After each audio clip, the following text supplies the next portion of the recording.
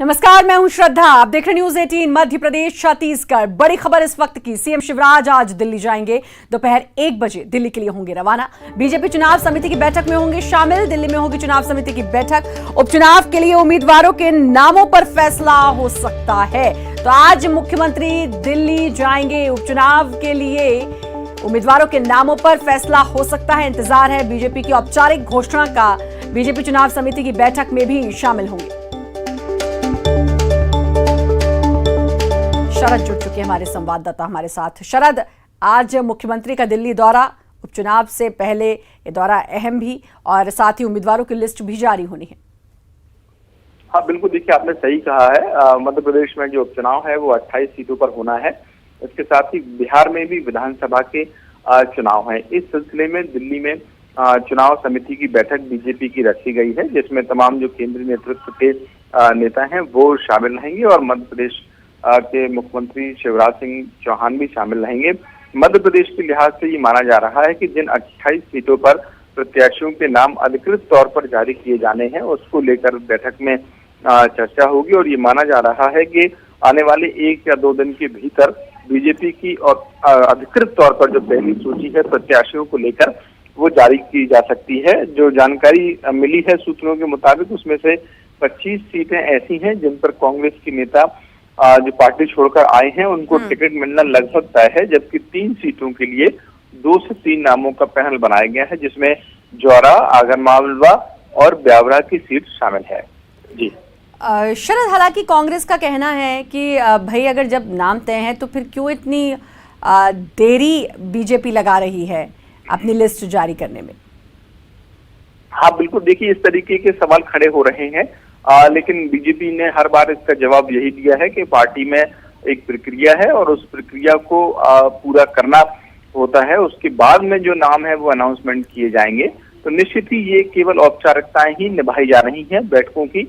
इससे पहले भी आपको याद हो तो अभी 3 दिन पहले ही बीजेपी की एक बड़ी बैठक यहाँ प्रदेश मुख्यालय में हुई थी, जिसमें ज्योतिरादित्य सिंधिया, मुख्यमंत्री शिवराज सिंह चौहान, कैलाश विजयवर्गीय शामिल हुए थे और वर्चुअल कॉन्फ्रेंसिंग के जरिए राष्ट्रीय अध्यक्ष जेपी नड्डा, राष्ट्रीय संघ समय कम है, लेकिन एक सवाल जो मन में उठ रहा है वो ये कि अक्सर ये देखा गया है बीजेपी कई बार बड़े चौंकाने वाले खुलासे भी करती है, एक सरप्राइज सा देती है, अगर मैं ऐसे कहूँ तो गलत नहीं होगा।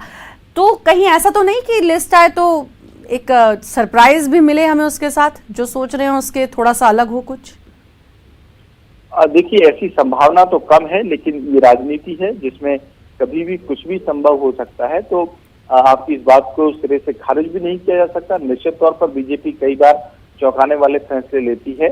संभावना नहीं है ऐसे किसी चौंकाने वाले फैसले की, लेकिन फिर भी हो सकता है कि कोई ऐसा मंथन बीजेपी के अंदर चल रहा हो जिसमें से उन 25 नामों में जिन पर मोहर लगभग तय मानी जा रही है उनमें भी कोई बदलाव हो जाए। जी, बहुत बहुत शुक्रिया आपका शरद, तमाम जानकारी देने के लिए। आज मुख्यमंत्री शिवराज सिंह चौहान दिल्ली जाएंगे। उपचुनाव के लिए बीजेपी 1 या 2 दिन के भीतर अपने उम्मीदवारों के नामों का ऐलान कर सकती है। आज मुख्यमंत्री दिल्ली जाएंगे, वहां पर भी जाहिर है इस बारे में चर्चा होगी। और भोपाल में हुई चुनाव प्रबंधन कमेटी की बैठक में 25 सीटों पर उम्मीदवार तय हो गए हैं, यही माना जा रहा है। औपचारिक घोषणा का इंतजार है। कांग्रेस छोड़कर बीजेपी में जो नेता शामिल हुए उनको टिकट मिलना लगभग तय है, वो है 25 सीटें, उनके नाम फाइनल हो चुके हैं। वहीं 3 सीटें अभी और हैं, जिसमें 2 या 3 नामों का पैनल तैयार किया गया है। जौरा सीट पर और ब्यावरा आगर सीट पर 2 नामों का पैनल तय किया गया। 3 सीटें ऐसी हैं इन पर पैनल, ये 3 सीटें वो हैं जिन पर पैनल तैयार किया गया है, क्योंकि 25 जो नेता हैं वो कांग्रेस छोड़कर बीजेपी में शामिल हुए। 25 सीट वो खाली हुई, 3 का निधन हुआ, उसके बाद वो 3 सीटें खाली हुई। ये वही सीटें हैं। 25 सीटों पर तो नाम लगभग तय माना जा रहा है, यही फाइनल समझा जा रहा है, लेकिन फिर ये कहेंगे कि औपचारिक ऐलान होना अभी बाकी है। आज मुख्यमंत्री रवाना होंगे दिल्ली के लिए, वहां पर भी जाहिर है इस बारे में चर्चा होगी। 3 नवंबर को उपचुनाव होना है। इंतजार है बीजेपी की लिस्ट का। हालांकि कांग्रेस तंज भी कस रही है कि अगर इतनी ही तैयारी है तो अब तक लिस्ट क्यों नहीं जारी की है। कांग्रेस की भी हम बात करेंगे और वहां पर भी अभी 4 सीटों पर पेच फंसा हुआ है। बीजेपी की लिस्ट की बात करें तो 1-2 दिन का समय अभी लग सकता है। बात है नहीं कांग्रेस पे अभी वहां पे इसलिए मुझे लगता नहीं कर पा रही होगी। और मैगांव है जैसे, जो मेरे ज़िले की एक सीट है, और भी अन्य जगह की सीटें हैं, तो उनका अंतरंग विषय है। अभी उनके पास कोई उम्मीदवार तो है नहीं, इसके कारण भी शायद दिक्कत हुई है। हम लोग तो तैयार हैं, मतलब घोषित ही है हमारे, एक तरीके से मान चलिए लगे हो, क्योंकि भारतीय जनता पार्टी कैडर की पार्टी है, कार्यकर्ता आधारित पार्टी है, तो ये लोग सब काम में लगे हैं। किसी को ले जाएंगे, लड़ाएंगे, जिता के लाएंगे। और अब बात कांग्रेस खेमे से निकली बड़ी खबर की। खबर दरअसल ये है कि कांग्रेस में बाकी बची 4 सीटों पर पेच फंस गया है। जी हां, इन 4 सीटों पर कौन होगा कांग्रेस की तरफ से उम्मीदवार, इसे लेकर अब तक कोई फैसला नहीं हुआ। हालांकि ताबड़तोड़ बैठकें हुई, मुकुल वासनिक पहुंचे, मुकुल वासनिक ने जो दावेदार हैं उनसे बात की। 28 विधानसभा सीटों पर उपचुनाव में से 24 के लिए कांग्रेस ने 2 लिस्ट जारी की। पहली 15 नामों का ऐलान किया, 15 नामों के उम्मीदवारों का, और 15 उम्मीदवारों के नामों का, माफ कीजिएगा, और दूसरी लिस्ट में 9 उम्मीदवारों के नामों का ऐलान किया। लेकिन 4 सीटें ऐसी हैं जिस पर मामला पेचीदा हो गया। मुकुल वासनिक ने इन 4 सीटों के दावेदार रहे सभी लोगों से बात की 2 दिन। मामला अब तक उलझा हुआ है, अब तक नहीं सुलझ पाया है। अब लिहाजा ये बात दिल्ली दरबार तक पहुंच गई है।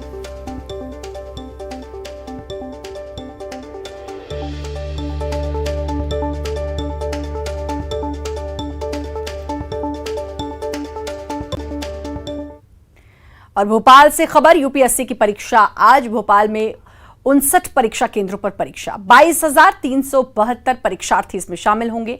और एग्जाम सेंटर पर 1 घंटे पहले परीक्षार्थियों को पहुंचना होगा। एग्जाम सेंटर पर मास्क लगाना बेहद अनिवार्य। पानी, सैनिटाइजर की बोतल परीक्षार्थी ले जा रहे एग्जाम सेंटर में ले जा सकते हैं सेंटर में। और यूपीएससी परीक्षा के लिए सहायता केंद्र बनाए गए हैं। Airport, railway station, bus stand पर बने हैं सहायता केंद्र। परीक्षार्थी केंद्रों के बारे में सहायता केंद्र से जानकारी ले सकेंगे। परीक्षा के लिए कंट्रोल रूम भी रहेगा एक्टिव। कमिश्नर कार्यालय में बना कंट्रोल रूम।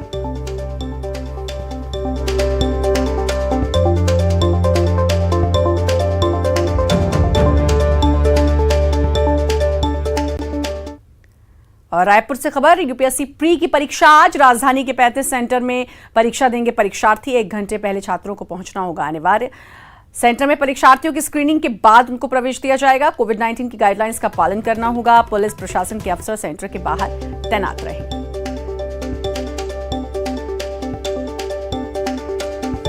भोपाल में यूपीएससी की परीक्षा, 59 केंद्र बनाए गए हैं। और रायपुर में यूपीएससी प्री की परीक्षा, दोनों ही जगह कोविड-19 की तमाम गाइडलाइंस को ध्यान में रखते हुए छात्रों को प्रवेश दिया जाएगा।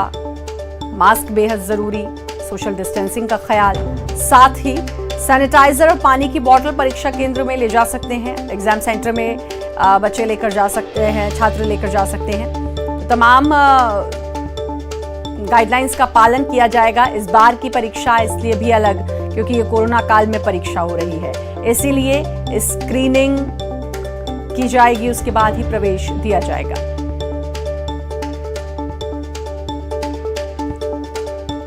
हमारी संवाददाता रंजना भोपाल से हमारे साथ जुड़ चुकी हैं, रायपुर से ममता भी जुड़ी हैं। रंजना, यूपीएससी की परीक्षा, 59 केंद्र बनाए गए हैं, 22,000 से छात्र इस परीक्षा में शामिल हो रहे हैं। इस बार की परीक्षा इसलिए अलग क्योंकि कोरोना काल में हो रही है, तो तमाम जो गाइडलाइंस हैं कोरोना की, उनका भी ख्याल रखना होगा।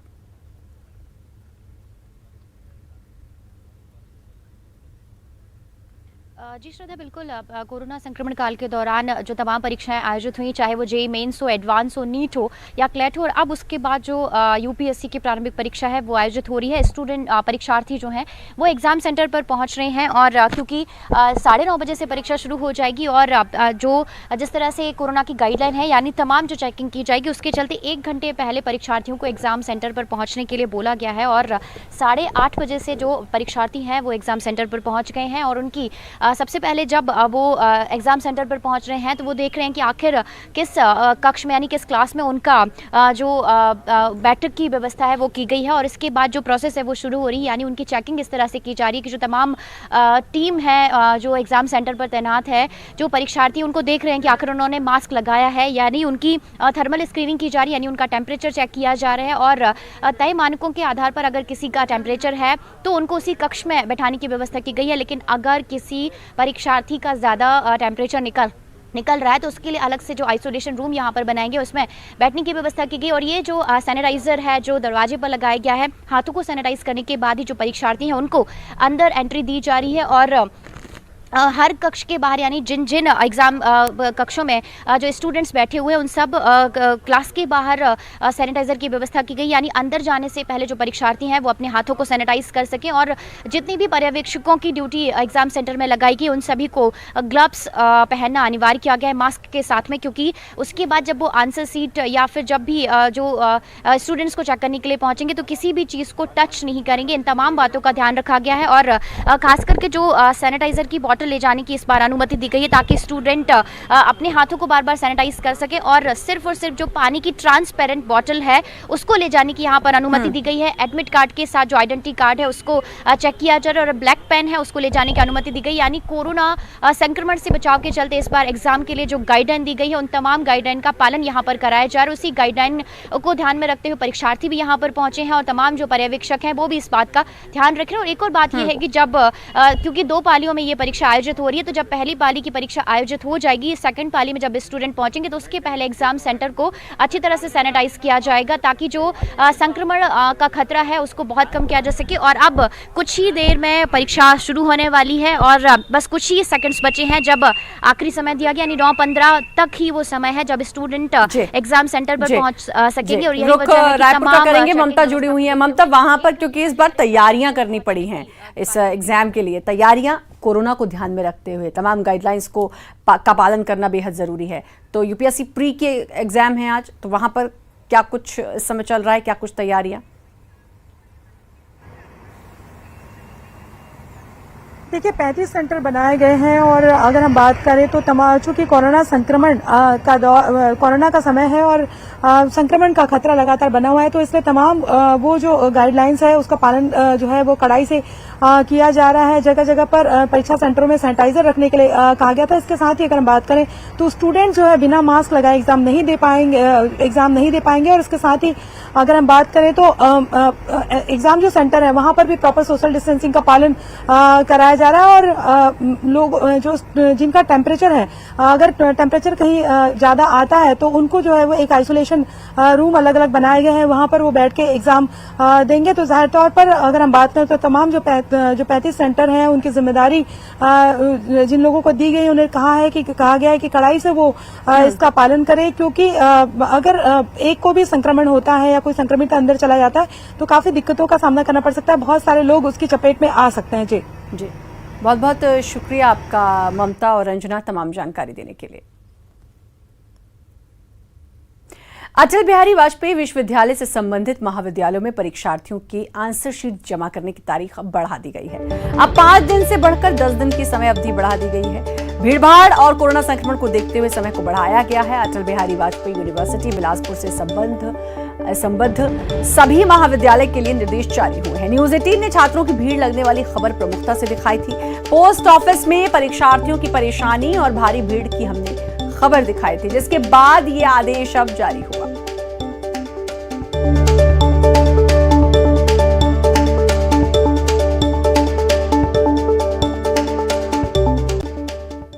ब्रेक के बाद एक बार फिर से आपका स्वागत है। भोपाल के महिला थाने में रात में एक गर्भवती महिला अपनी शिकायत दर्ज कराने के लिए भटकती रही, लेकिन उसकी सुनवाई नहीं हुई। यहां तक थाने में ताला लगा दिया गया। दरअसल पति की प्रताड़ना से तंग आकर महिला शिकायत दर्ज कराने के लिए थाने पहुंची। करीब 2 घंटे तक रात में महिला भटकती रही, किसी ने उसकी फरियाद नहीं सुनी। महिला का आरोप है कि पति और ससुराल वालों ने मारपीट कर उसे घर से बाहर निकाल दिया। मैं 2 घंटे से परेशान हो रही हूँ महिला थाने के पास। आज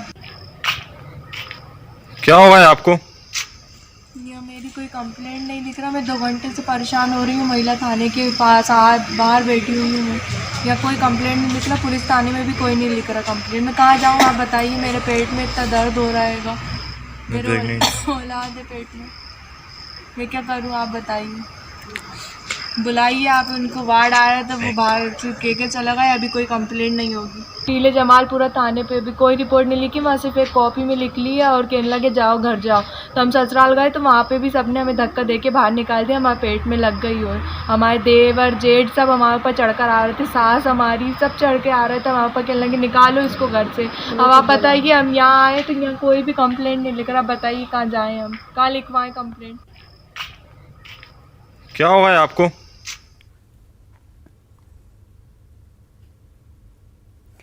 मंत्री शिव डहरिया ने अपने बयान पर सफाई दी। उन्होंने सफाई देते हुए कहा कि मेरे बयान का गलत मतलब निकाला गया, मेरे कहने का ये मतलब नहीं था। दुष्कर्म कहीं भी हो, अमानवीय घटना, ऐसी घटना दुखद और मानवता के खिलाफ।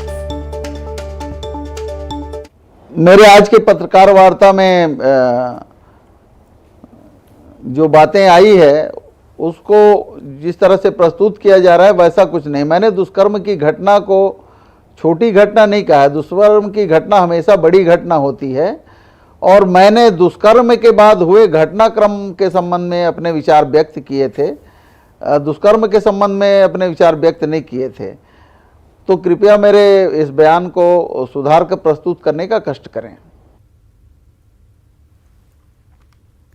हिमाचल प्रदेश के कुल्लू जिले में मनाली के सोलंग नाला में जनसभा के दौरान अचानक प्रधानमंत्री नरेंद्र मोदी ने अपना भाषण बीच में रोक दिया। सोलंग नाला के मंच के समीप सुरक्षा में तैनात वनगढ़ ऊना से ड्यूटी पर आई एक महिला पुलिसकर्मी अचानक चक्कर आने से गिर पड़ी। सुबह 8 बजे से तैनात महिला कर्मी कड़ाके की ठंड में दिन को तेज धूप में खड़ी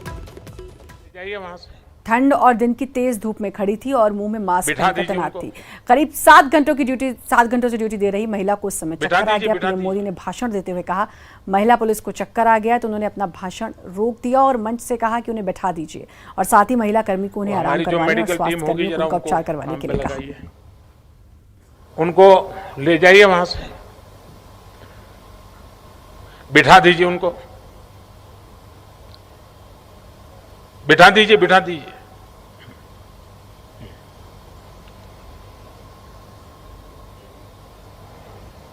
वो हमारी जो मेडिकल टीम होगी जरा उनको काम पे लगाइए।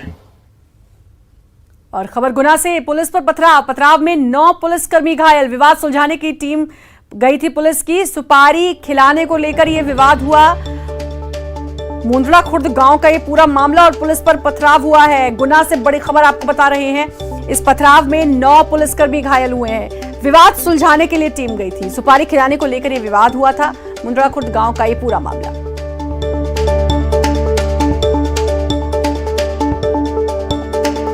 गुना से बड़ी खबर, पुलिस पर पथराव, 9 पुलिसकर्मी इसमें घायल। एक विवाद सुलझाने के लिए पुलिस की टीम गई थी लेकिन वहां पर पुलिस पर पथराव हुआ। 9 पुलिसकर्मी इसमें घायल हो गए। आपको बता दें सुपारी खिलाने को लेकर ये पूरा विवाद था और ये पूरा मामला मुंद्रा खुर्द गांव का है और वहां जब पुलिस गई तो पुलिस पर पथराव हुआ। अब 9 पुलिसकर्मी इस पथराव में घायल हुए हैं। किसी विवाद को सुलझाने के लिए कहा जा रहा है कि सुपारी खिलाने को लेकर एक विवाद हुआ और उसको सुलझाने के लिए पुलिस वहां गई लेकिन उल्टा पुलिस पर पथराव हुआ।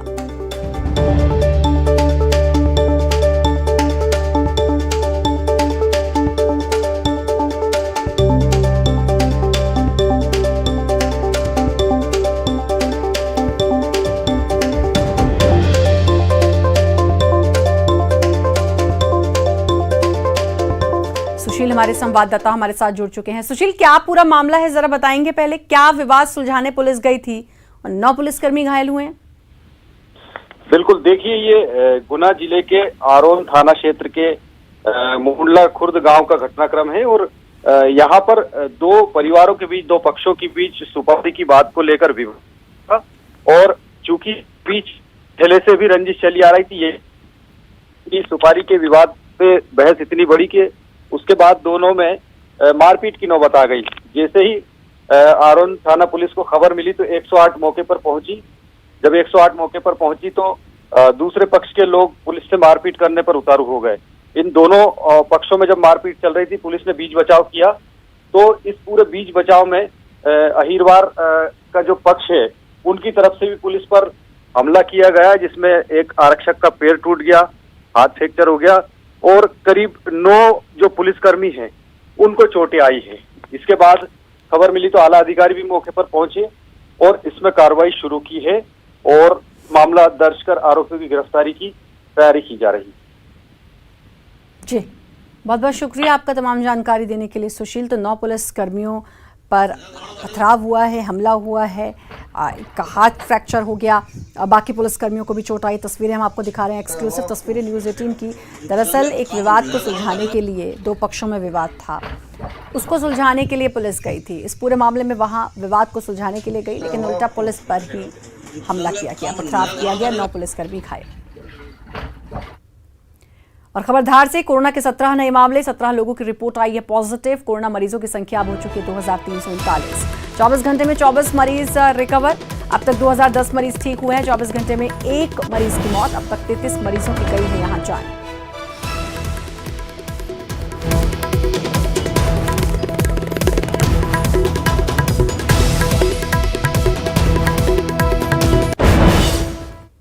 और खबर रायपुर से, छत्तीसगढ़ में कोरोना का कहर लगातार जारी। 24 घंटे में 2610 नए मरीज मिले हैं। 308 सबसे ज्यादा मरीज रायपुर में मिले हैं। कल कोरोना से 29 लोगों की मौत की पुष्टि हुई है। कल 2416 मरीज रिकवर हुए हैं। एक्टिव मरीजों की संख्या अब हो चुकी है 29,292। पीड़ितों की संख्या बढ़कर हुई है 1,21,400। कोरोना से अब तक 1031 लोगों की जान। अब तक 91,077 लोग रिकवर।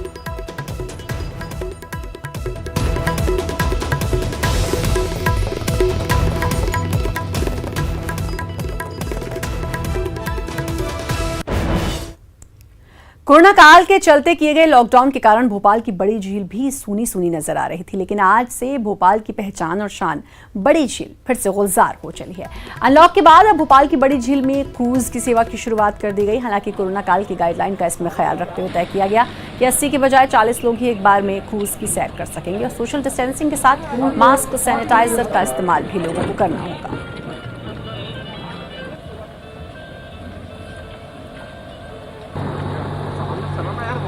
लंबे अंतराल के बाद आखिरकार पुराने दिन एक बार फिर लौटने लगे हैं। हम इस वक्त भोपाल के बड़ा तालाब पर हैं। यहाँ पर जिस क्रूज़ में हम सफ़र कर रहे हैं, लॉकडाउन से पहले तक आमतौर पर पर्यटक इसका लुत्फ़ उठाया करते थे, लेकिन लॉकडाउन के में जब गाइडलाइंस लागू हुई तो फिर इस क्रूज़ को भी बंद कर दिया गया था। लेकिन ये खूबसूरत नज़ारे जो इस वक्त आप देख रहे हैं, इन्हें आप दोबारा से इनका लुत्फ़ उठा सकेंगे। इस क्रूज़ सर्विस को दोबारा से भोपाल बोट क्लब पर शुरू कर दिया गया है। इस वक्त हम इस क्रूज़ पे सफ़र कर रहे हैं। इसके जो संबंधित अधिकारी हैं वो भी हमारे साथ हैं। हम कुछ नज़ारे भी आपको दिखा रहे हैं और उनसे बात भी करेंगे कि आखिरकार किस तरीके से दोबारा से इसको हमने शुरू किया है और जो पर्यटक आते हैं उनके लिए सर किस तरीके से अब दोबारा से चालू हो गया है, क्या अभी नॉर्म्स आप लोगों ने रखे हैं? अकॉर्डिंग टू कोविड नॉर्म्स हमने क्रूज़ बोट की कैपेसिटी से 50% में क्रूज़ बोट को ऑपरेट करेंगे। जैसे इस बोट की कैपेसिटी 80 पैसेंजर्स की है तो 40 पैसेंजर्स को एकोमोडेट किया जाएगा और क्रूज़ बोट पहले की तरह रोज़ शाम को चला करेगा आम पब्लिक के लिए। मैंने देखा सर यहाँ पे सैनिटाइज़र वगैरह आप लोगों ने रखा है। सोशल डिस्टेंसिंग को आखिरकार कैसे मेंटेन करवाएंगे आप? सोशल डिस्टेंसिंग अब हर आदमी इतना जागरूक हो गया है और हम वैसे भी हम वहाँ पर जो यहाँ पर हमारे रेजिस्टेंट हैं वो लोगों को बराबर 5-5, 6-6 फीट की दूरी का एहसास दिलाते रहेंगे। और ये ओपन एरिया में इसीलिए कि आप गैप रखें। कुर्सियाँ भी आप देखिए गैप से रखी गई हैं। खूबसूरत नज़ारा, झीलों की नगरी भोपाल है और इस भोपाल में झीलों की नगरी का लुत्फ़ आप इस वक्त ले रहे हैं। और ये जो लुत्फ़ है जो पिछले कुछ वक्त से बंद हो गया था कोरोना की वजह से, वो अब दोबारा से शुरू होगा। हालांकि अभी भी जो सावधानियां हैं वो आपको पूरी तरीके से रखनी होंगी, क्योंकि कोरोना अभी गया नहीं है। केवल सावधानी ही आपको बचा सकती है। तो यहाँ आए, क्रूज़ का लुत्फ़ उठाएं, भोपाल बोट क्लब पर आनंद लें, लेकिन कोरोना की सावधानियों को बरतना कभी न भूलें। कैमरामैन अजय के साथ शरद श्रीवास्तव, न्यूज़ 18 भोपाल।